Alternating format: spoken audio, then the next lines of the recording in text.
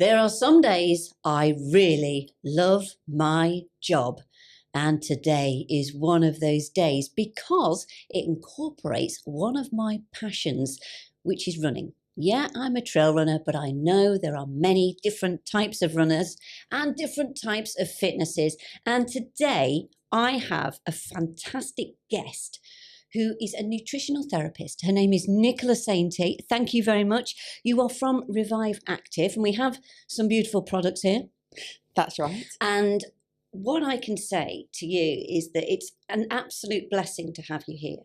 Thank you. Simply because it's a minefield. Absolutely. Of getting the right ones. But just a little bit about you now. What is your role within Revive Active? Well, I'm a nutritional therapist as well by trade, and so I'm the nutritional therapist over at Revive Active, and I'm also responsible for their education and training, and that would be internally and outward facing as well for consumers to, like you say, Emily, help them along in terms of, what might be good for them and help support them with their health. So a little bit more about the company itself. How did it sort of start, and what was the mission? What is the mission behind Revive Active? Sure. Well, Revive Active was actually founded right back in 2011 by Dahi O'Connor, who was an Irishman, and he had a real passion, and he was an entrepreneur, to bring the best products to support the health and well-being of others. And so that ethos has really driven us through, obviously, the years as we've grown. And we really go back to our 3 pillars, which is the power of the supplements. They've got to have results for people. Mm-hmm. They've got to have a positive effect on people's lives. So we have the power, the positivity, and then purity, because having a nice supplement with active ingredients without any of the nasties is one of our core foundational principles. I also like that you and your products have a real focus on inclusive health. Yes, yeah, absolutely. And so we start right from children age 4, and we go through to adolescence, into adulthood, and through then to our golden years. And so very inclusive for all the family.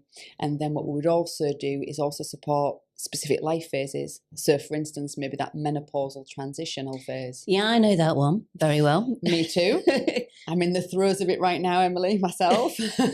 So I think it's great because we can support people right through family and growing into these specific phases of life. But also as well, we've got targeted products where if people are suffering maybe a joint issue, or maybe they're struggling with sleep and things like this, then we've also got targeted products for that as well. What do you think sets your products apart from others on the market? It's a great question, and because there's so many out there, isn't there? There's hundreds, if not thousands of brands now. It's how do you pick out one that's going to be good for you? And so really the ethos again behind ours is we are always working with those 3 Ps, the power, the purity, and the positivity when we bring something to market. So everything that we do has got to tick those boxes. And what we do are comprehensive supplements. And so by comprehensive, if I just take our Revive Active flagship product, for instance, we've got 26 active ingredients in there, no nasties whatsoever. So it's a super powerful product, which we like to say then the power of one. And that's what I liked, actually, because I noticed from an outsider just looking in that the company seems to be very passionate about clean ingredients. For sure. Yeah. And that's the full thing. We look at active ingredients, premium ingredients without any of the nasties. And so for an example, we've got 2, if you like, energy focused supplements. There's no caffeine in there whatsoever, no fillers, no binders. And that's super important because a lot of energy products, as we know, may put caffeine or stimulants in to obviously give people that, if you like, that false lift. But we know that caffeine, even if we like caffeine, it will give us a bit of a high, and then we the low has got to absolutely, it's got to follow.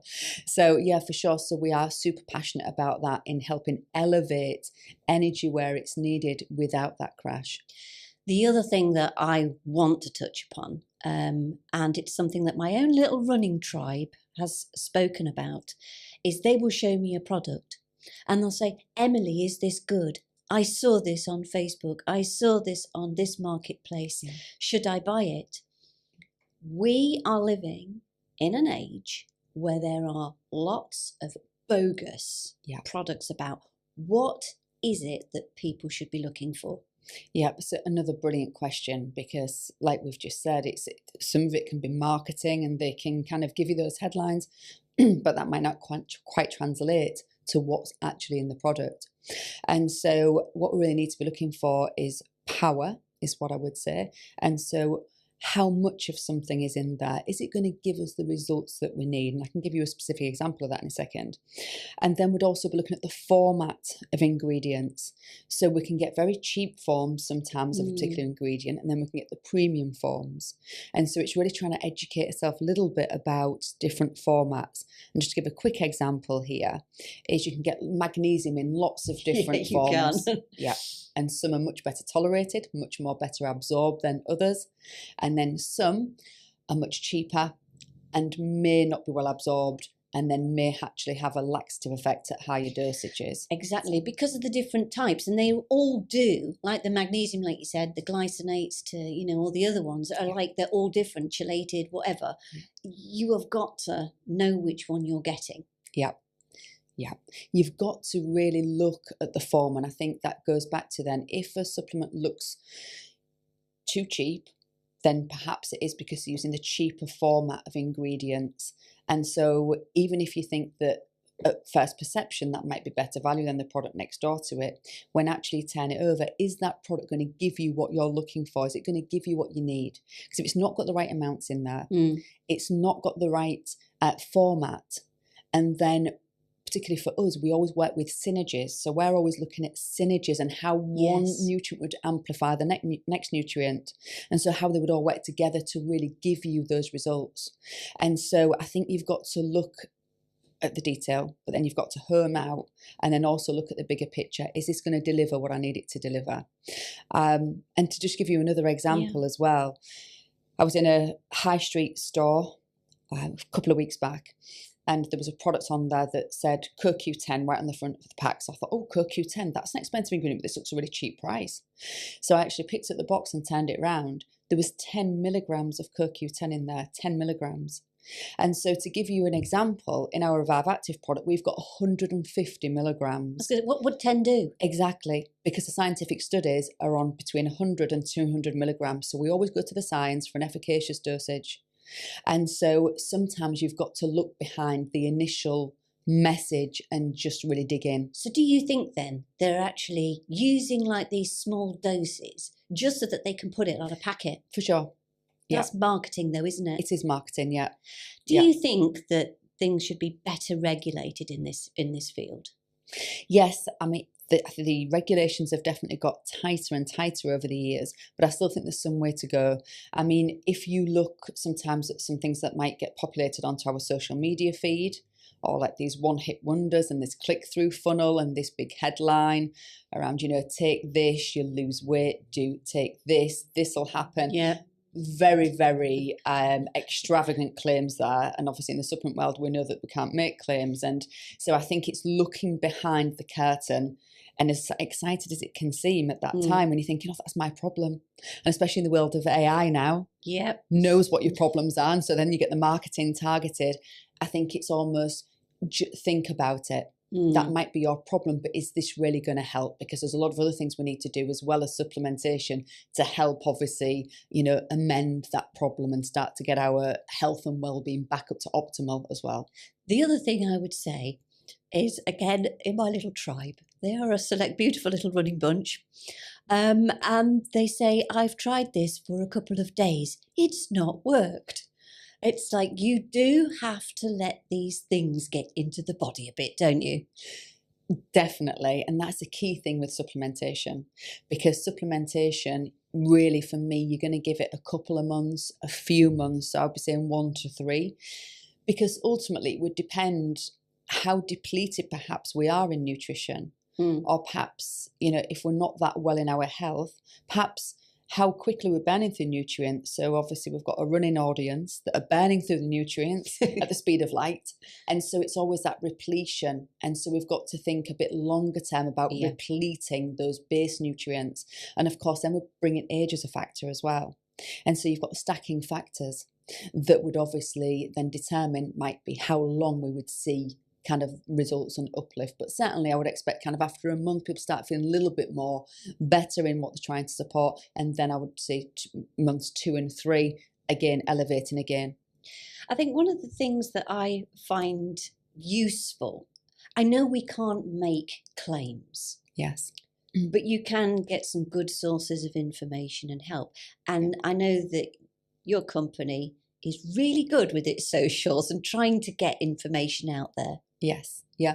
And it's core to us because I think we have a responsibility as well to have that food first approach, because it is all about, nutrition, health and wellness and all of those things that we will do that are crucial to us. And it's how do we then educate and support our audience, by talking about certain nutritional aspects, maybe talking about certain nutrients. And also we do quite a lot of community-based work as well, supporting local clubs and things like that. So we're out there in person as well as in digital format. Yeah, because I read about this. It is quite interesting because you've got some real strong ties with the running community. It goes right from grassroots. Yes. To elite. Yes, yes. And everything else in between. That's it. And that's wonderful for us because we are at the heart of community. But then we do have elite athletes such as we've got Alicia McColgan, wonderful runner. Isn't she just wonderful, on fire. She's wonderful. And she's actually worked with us the last 3 years, but she found us because we actually do a pro sports range as well. So for those elite athletes, we've actually got the pro sports range. And so she found us and she just loved the results of our products. And so that's how it became more of a collaboration as well over the last few years. We've done some live events with her, digital events, and then I think we've got one coming up in a couple of months as well. I think as well, it's great that I know that we love our running, don't we? But you do many other things with other elites as well. What is this about GB orienteering and the climbing? Yes, yeah, it's absolutely wonderful to be involved in this myriad of sports. And so, yeah, the GB orienteering, I mean, wonderful. And I have to take my hat off to those guys because, I can jog. But I don't know if I can jog and think so quickly on my feet because, of course, it's all about mental, agility as well as that physical ability with the orienteering. And so we've supported some of those athletes as well over the past 2 years and actually supported their community with some webinars and educational materials, which has been wonderful. And then, the GB climbing squad. And I think they actually brought them a couple of medals, which is wonderful for us. So we've been working with them since last year. Now, talking of awards. Yes. I counted around about 7. The list is growing for you in the last year. Everything from Marie Claire Awards to women's running. Yeah. That's some achievement.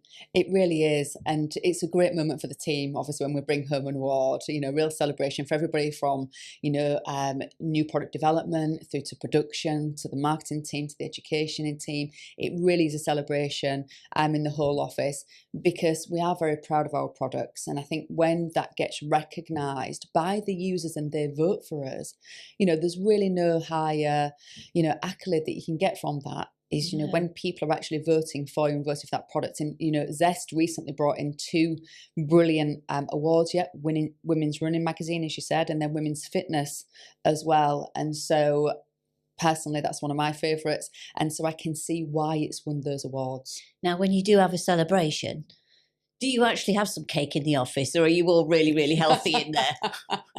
We do have cake.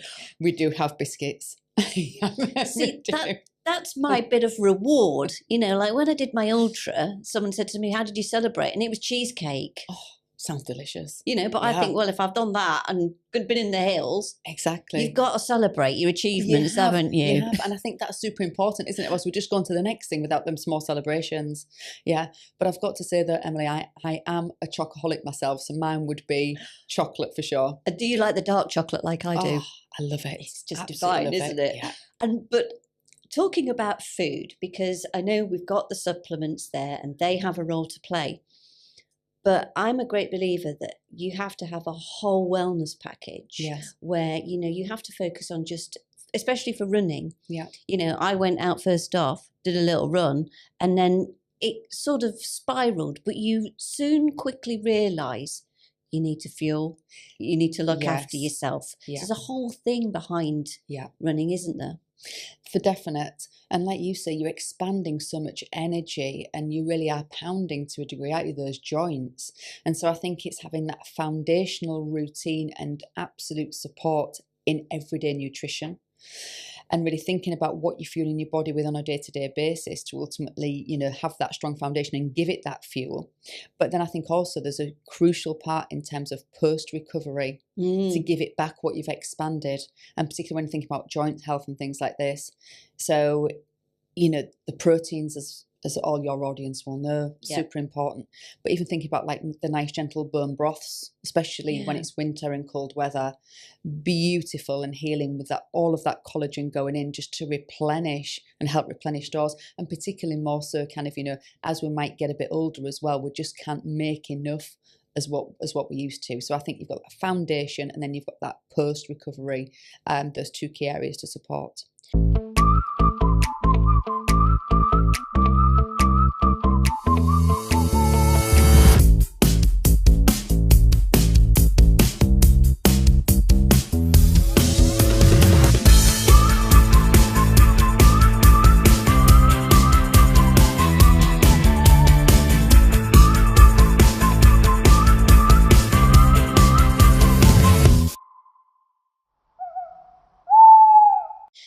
I also know that when you're running, it's not always in the nice weather, is it?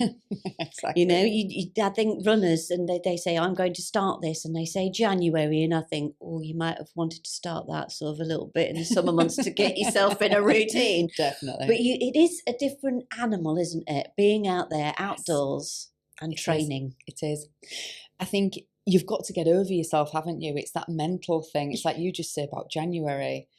And it is tough to start in January, isn't it? Or February, because you're thinking it's freezing, it's dark, maybe it's frosty. I'm going to keep inside because it's lovely and warm. I've got the heating on.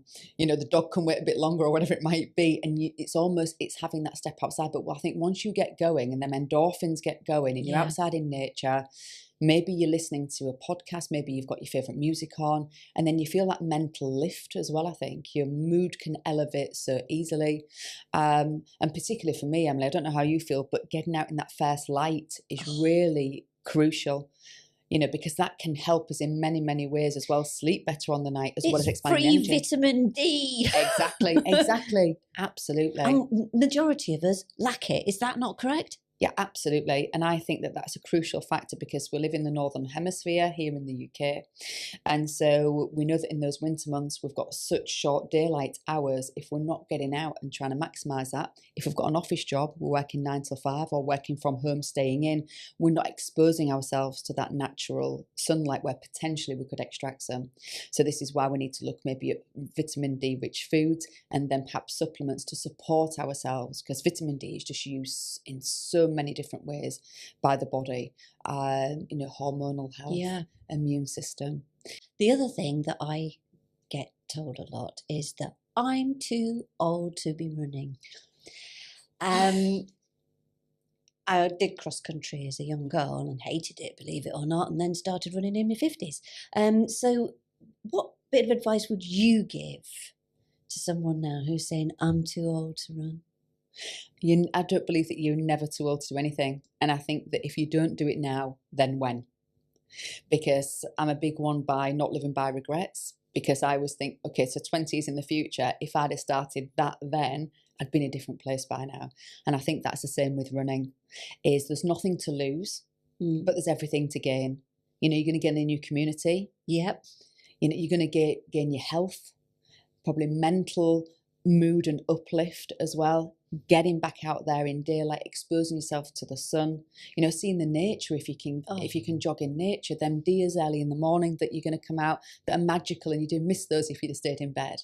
So many benefits. I think that's the thing, isn't it? People think, especially women like me, going through menopause, and we just think, oh, well, that's flicked a switch, life's over. I would say, and I'm sure you would, Nicola, wrong. Absolutely. Bring it on.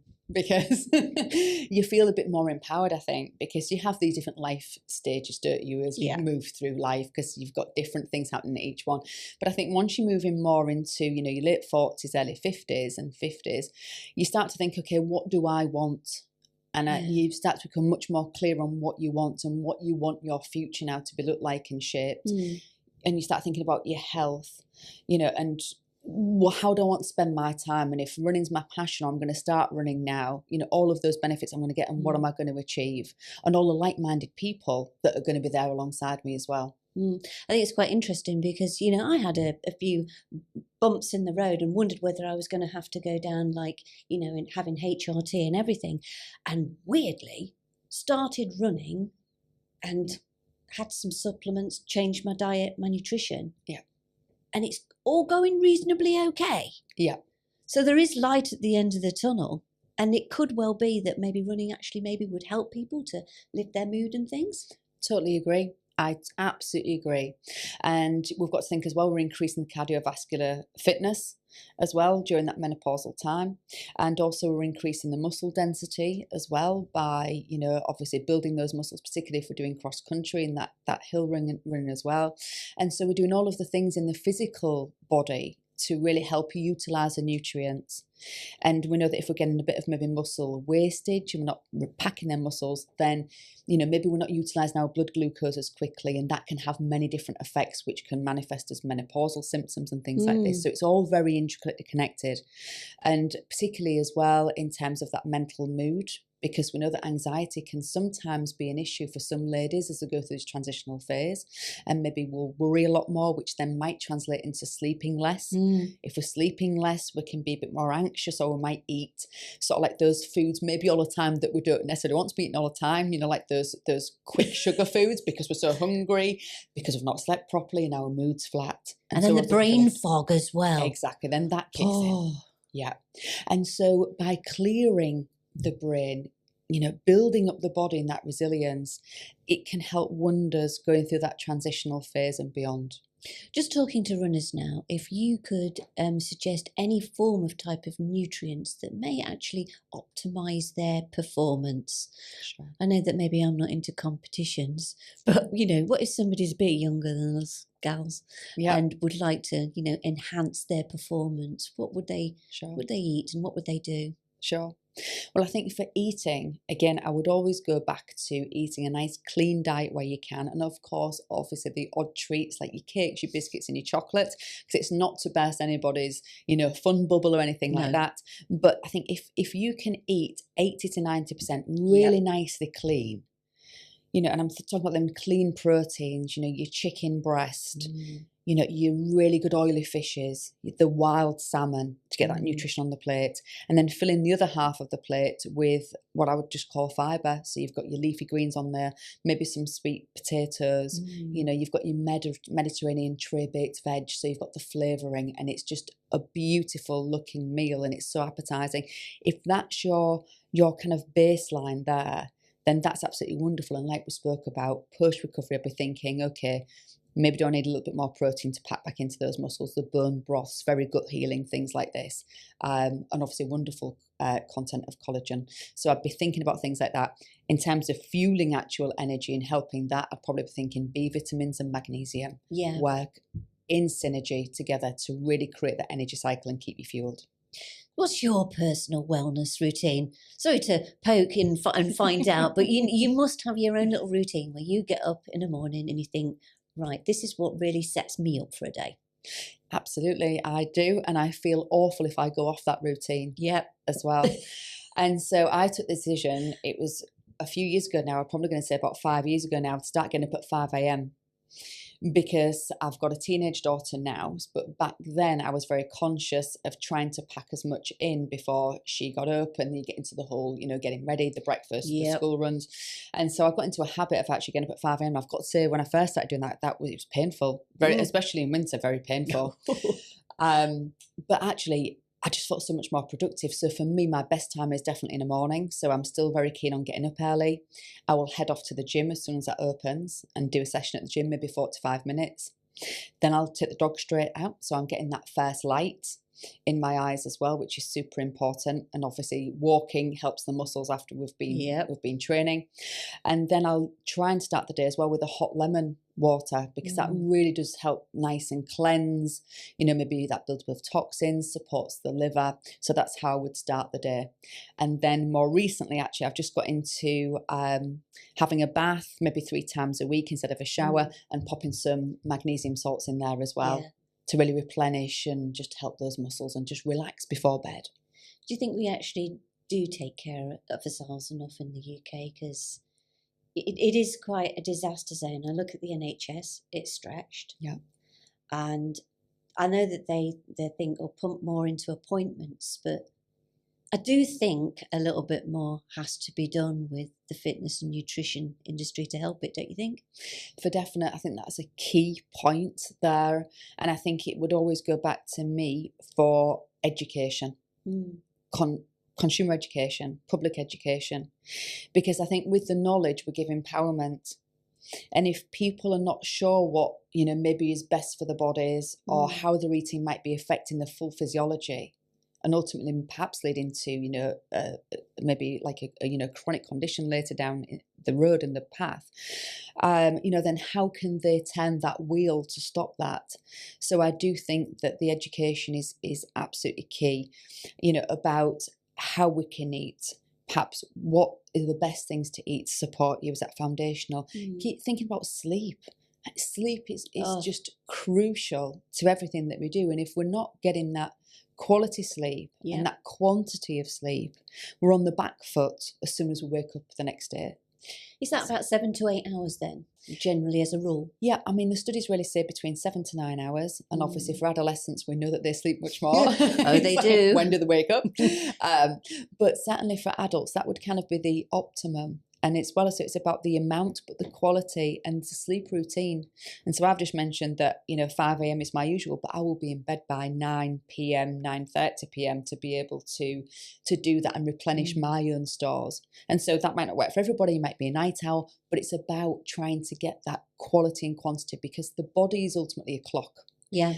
And it recalibrates itself overnight. And especially for runners, this is when we're repairing tissue. It is. It's so super important. It's crucial. It's crucial. And some people say bodies are built overnight. But that's because we are repairing. We're getting rid of old dead cells.